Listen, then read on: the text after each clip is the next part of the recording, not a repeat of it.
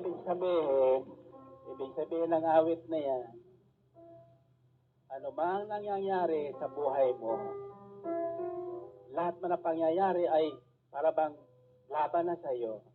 Tumingala ka sa langit. Sa kanya ka umasa. Ha? Alalahan mo lagi. Gaano mang kadilim ang dumarating sa buhay mo. Sa likod ng dilim na yan, sumisikat ang araw ni Kristo. Sumisikat ang liwanag ng Panginoon. In other words, never allow trouble, never allow worry, never allow your problems to overcome you. Keep hoping on God. Walk by faith, not by sight. I have gone through all kinds of troubles in my life. Physical, emotional, material. I'm like this because I found God. I was once lost, but now I'm found. And I do believe that everyone who hears the word of God and believes it and takes it by faith into his heart, you can turn your troubles into a series of miracles.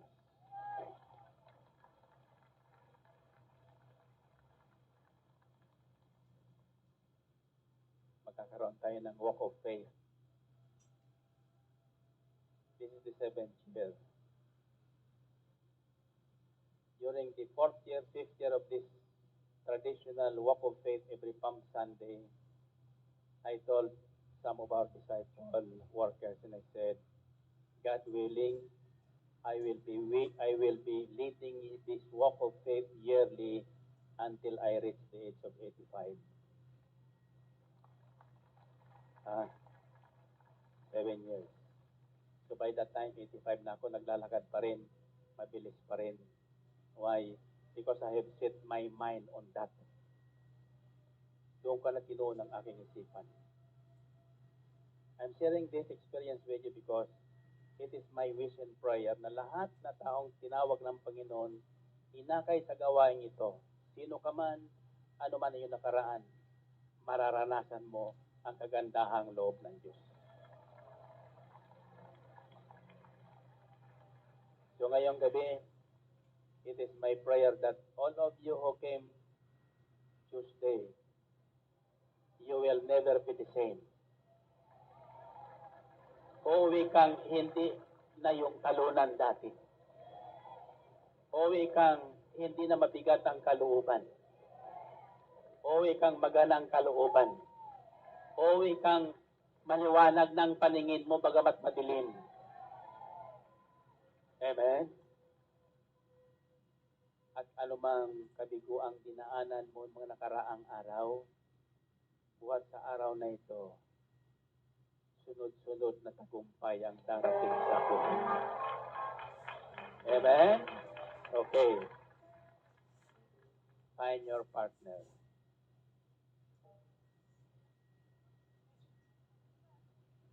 One plus one. Anong unang tatanong mo? Sige, lakasan mo. Nakinig ka ba?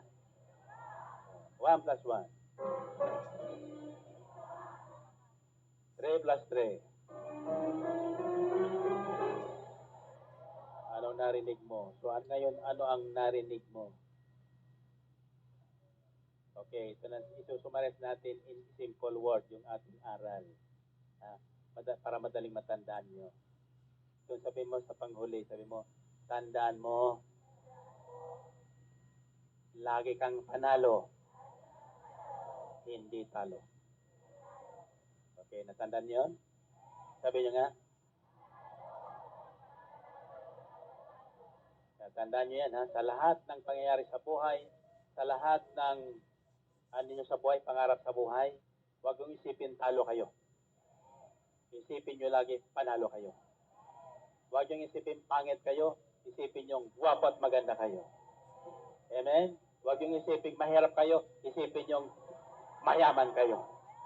Amen ba? Okay, so from a pessimist, let's become optimist.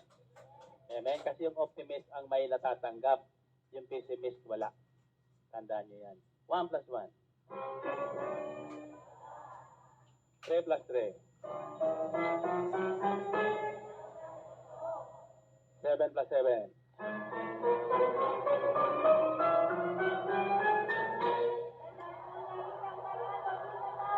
Purihin natin ang Panginoon. Purihin ang Diyos. So kita sa inyo mga prayer request.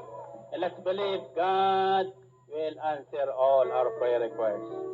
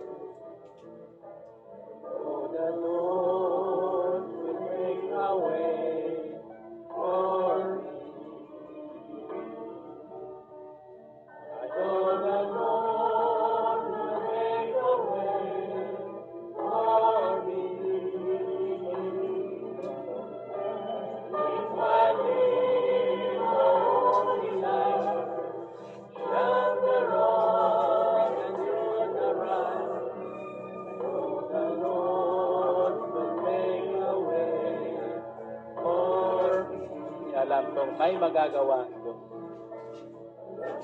May magagawa ang Diyos.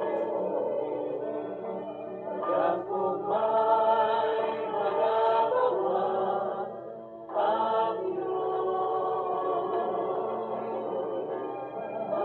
Ako'y tapat sa Kanya.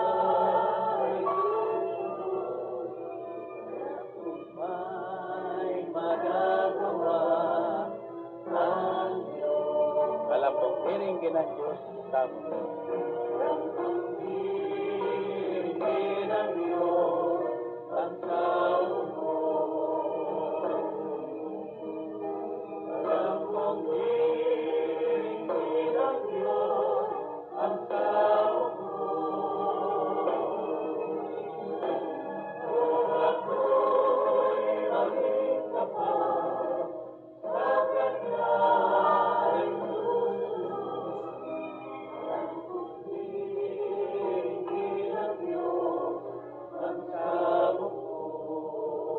kaping half tayo manalangin. Sabihin niyo, Panginoong Isus, salamat mo muli sa mabuting balita na aking narinig.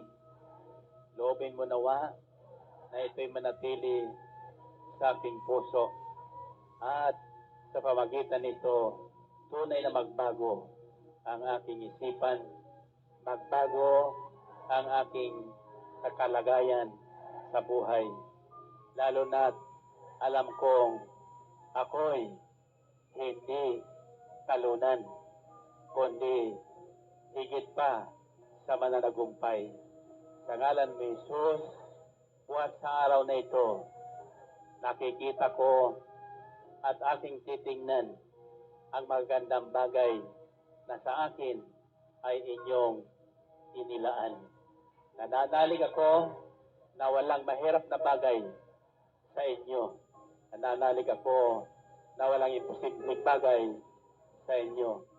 Lahat ay mapangyayari nyo kung ako lamang sa inyo ay magtitiwala, mananalig, at ilalagak ang aking pag-asa. Kaya naman, Panginoon Isus, sa puso ko, iingatan ang inyong mga salita. Sa puso ko, iingatan ang inyong banal at makapangyarihang pangalan. At sa bibig ko, ikaw ay aking laging pupurihin, luluwalhatiin sa araw-araw. Amen? Amen. Okay. Baba ang inyong hawak kamay. Muli, taas ang inyong dalawang kamay. At purihin natin ang Panginoon. Okay. Anong gusto niyong iuwi? Ha? Anong gusto niyo iuwi? Panalo o talo? Okay. Isisigaw niyo. Ibisigaw niyo, mula ngayon, lagi kong panalo.